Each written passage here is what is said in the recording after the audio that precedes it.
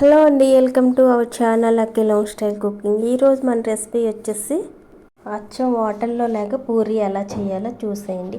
అలాగే పూరీల్లోకి బొంబాయి చట్నీ అయితే చేస్తున్నాను. ముందుగా అయితే ప్రాసెస్లోకి అయితే వెళ్ళిపోదాం. ఫస్ట్ వచ్చేసి ఒక మిక్సింగ్ బౌల్ అయితే తీసుకోవాలి. ఈ పిండిని జల్లించుకోవడానికి స్ట్రైనర్ అయితే పెట్టాను. అందులో నేను తీసుకున్న కప్పుతో అయితే 2 కప్పుల వరకు మైదా పిండి అయితే చేస్తున్నాను.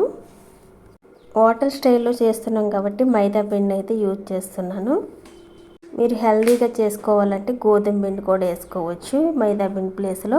టేస్ట్ తగ్గట్టుగా సాల్ట్ అయితే వేసేసి ఒకసారి అయితే మిక్స్ అయ్యేలా కలిపేయాలి. తర్వాత కొద్దిగా వాటర్ అయితే యాడ్ చేసుకుంటూ పిండిని అయితే కలుపుకోవాలి. చూడండి, ఒకేసారి వాటర్ పోయికోకుండా ఇలా కొద్దిగా పోసుకుని ఈ విధంగా అయితే కలుపుకోవాలి. ఇలా కలిపిన తర్వాత ఇందులో కొద్దిగా ఆయిల్ అయితే పోయాలి. ఈ ఆయిల్ పోసిన తర్వాత దీన్ని మరలా ఒకసారి అయితే బాగా కలపాలి. ఇలా కలపడం వల్ల ఎక్కువగా పూరీలు అనేవి పొంగుతూ సాఫ్ట్గా అయితే వస్తాయి. చూడండి, ఈ విధంగా కలిపేసిన తర్వాత మూత పెట్టేసి ఒక 15 నిమిషాల పాటు అయితే పక్కన పెట్టేయాలి. ఈలోపు ఈ పూరీల్లోకి అయితే బొంబాయి చట్నీ అయితే చేస్తున్నాను. సింపుల్గా అయితే బొంబాయి చట్నీలోకి కావాల్సినవి ఉల్లిపాయ, పచ్చిమిర్చి, అలాగే కరివేపాకు, తాలింపు దినుసులు అయితే తీసుకోవాలి. అలాగే ఒక గిన్నెలోకి అయితే 1 స్పూనున్నర శనగపిండి అయితే వేస్తున్నాను. నెక్స్ట్ వచ్చేసి శనగపిండిలోకి కొద్దిగా పసుపు అయితే వేసుకోవాలి. వేసుకున్న తర్వాత వాటర్ పోసుకుని ఎక్కడ ఉండలు అనేవి లేకోకుండా ఇసుకరతో కానీ గరిటతో కానీ కలిపేసుకోవాలి. చూడండి, ఈ విధంగా కలిపేసుకుని పక్కన పెట్టేస్తాం. ఇప్పుడైతే స్టవ్ ఆన్ చేసి చట్నీ ప్రిపేర్ చేసుకోవడానికి ఒక గిన్నె అయితే పెట్టేసాను. అందులోకి అయితే 2 స్పూన్ల వరకు ఆయిల్ అయితే పోసాను. ఇందులోకి ముందుగా అయితే తాలింపు దినుసులు అయితే వేసేసుకోవాలి. మినపప్పు, శనగపప్పు, ఆవాలు అయితే వేసుకుని ఈ కొద్దిగా ఫ్రై అయిన తర్వాత కట్ చేసి పెట్టిన ఉల్లిపాయ ముక్కలు, పచ్చిమిర్చి, అలాగే కరివేపాకు అయితే వేసుకోవాలి. ఉల్లిపాయ ముక్కలు అయితే చట్నీలోకి ఇలా సన్నగా అయితే కట్ చేసుకోవాలి. చూడండి, ఇవి ఫ్రై అయిన తర్వాత అయితే ఇందులోకి అయితే వాటర్ అయితే పోసుకోవాలి. ఈ విధంగా ఫ్రై అయిన తర్వాత వాటర్ అయితే పోసేసుకోవడమే. ఎక్కువగా వాటర్ పోయవలసిన అవసరం లేదు. 1 గ్లాస్ వాటర్ అయితే పోసుకుంటే సరిపోతుంది. ఇప్పుడు ఇందులోకి టేస్ట్ తగ్గట్టుగా సాల్ట్ అయితే వేసుకోవాలి. వేసిన తర్వాత ఒకసారి అయితే కలిపేసి వాటర్ని అయితే మరగనివ్వాలి. మరిగిన తర్వాత వాటర్ పోసి కలిపి పెట్టిన శనగపిండి అయితే వేసేసుకోవడమే. చూడండి, ఈ విధంగా మరిగిన తర్వాత అయితే వాటర్ ఇప్పుడైతే శనగపిండి అయితే వేసేసుకోవాలి.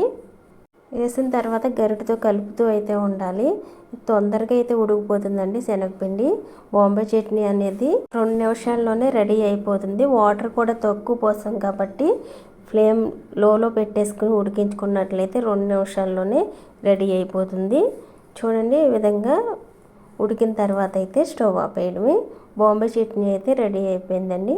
ఇప్పుడైతే ఒక బౌల్లోకి అయితే తీసేస్తాను. నెక్స్ట్ కలిపి పెట్టిన పూరీ పిండి అయితే చూద్దాం. ఇప్పుడైతే పిండి అయితే ఈ విధంగా ఉంది. దీన్ని మరలా అయితే బాగా కలపాలి. ఇలా ఎక్కువగా కలపడం వల్ల ముందు చెప్పినట్లుగా పూరీలు అనేవి చాలా బాగా వస్తాయండి. ఇలా కలిపిన తర్వాత మనకి ఏ సైజులో పూరీలు కావాలో చూసుకుని బాల్స్ కింద అయితే చేసేసుకోవడమే పిండిని అయితే. చూడండి, ఈ విధంగా అయితే బాల్స్ కింద అయితే చేసేస్తాను. ఇలా చేసిన తర్వాత పూరీల కింద అయితే ఫ్రెష్ చేసుకోవాలి.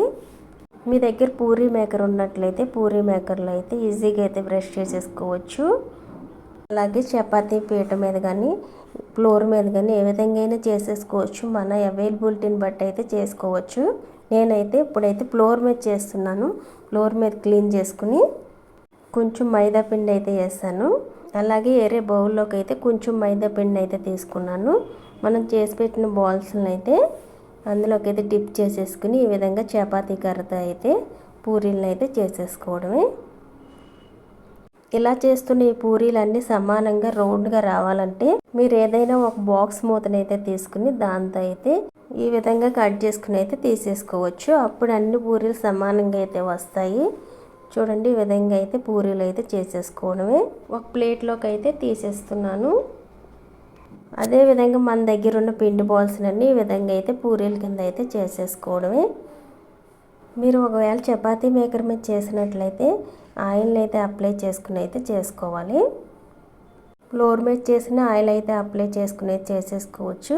ఇలా అయితే మొత్తం పూరీలన్నిటిని చేసేసుకోవడమే. ఇప్పుడైతే డీప్ ఫ్రై సరిపడా ఆయిల్ అయితే పెట్టేసుకోవాలి. స్టవ్ ఆన్ చేసి ఈ ఆయిల్ వేడైన తర్వాత బాగా వేడవ్వాలండి. వేడైన తర్వాతే పూరీలు అయితే వేసుకోవాలి.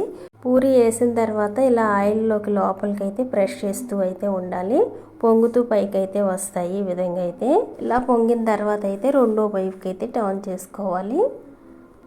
ఈ విధంగా పూరీ ఫ్రై అయిన తర్వాత అయితే తీసేయడమే. అలాగే మళ్ళీ పూరీ వేసేటప్పుడు కూడా సేమ్ అదే విధంగా ఆయిల్ వేడి మీద ఉన్నప్పుడే వేసుకుని ఇలా ఆయిల్లోకి అయితే ఒత్తుతూ అయితే ఉంటే పొంగుతూ అయితే పైకి విధంగా అయితే వస్తాయి. మీరు ఒకవేళ ఆయిల్ వేడి తగ్గినప్పుడు వేసినట్లయితే పొంగుతూ అయితే రావు. ఈ విధంగా నేను చేసినట్లయితే మీరు చేసే ప్రతి పూరీ అయితే పొంగుతూ అయితే వస్తుంది. అచ్చం హోటల్లో ఉండే పూరీలాగానే ఉంటాయి. ఈ పూరీల్లోకి అయితే బాంబే చట్నీ చేశాను కాబట్టి బాంబే చట్నీని అయితే సర్వ్ చేస్తున్నాను.